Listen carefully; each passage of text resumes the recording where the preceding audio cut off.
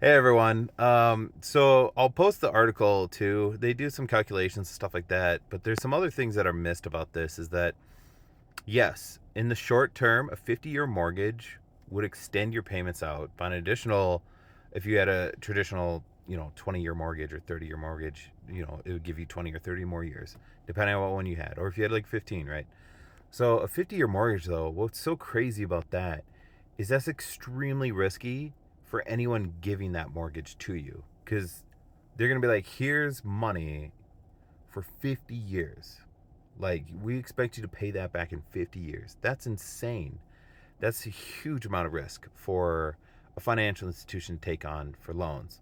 Um, so, that aside, like, I used to always go, like, when I needed to buy a car, I'd always figure out how much I could afford monthly, and then I would go and talk to the dealership and stuff, and I'd be like, oh, well, I can't really go over like $200 a month, which is a really bad thing to do because then the dealer would be like, sweet, I can restructure this any way I need to hit that mark.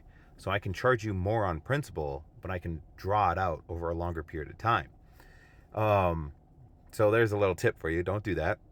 But so this is the same thing. It's like, hey, I'll buy a $200,000 or $400,000 house at 50 years instead. And it's like, yeah, your monthly payments will be less, but the total you pay on that, because interest is a thing, will be immensely more.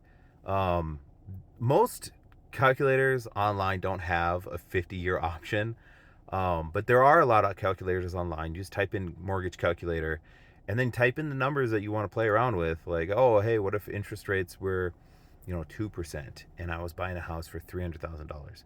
And it'll tell you like your monthly payments and what's on principal and what's on interest. And it's more accurate if you put in like taxes and stuff like that. But if you don't know how to find that stuff, you just leave it blank and it's give you a rough idea.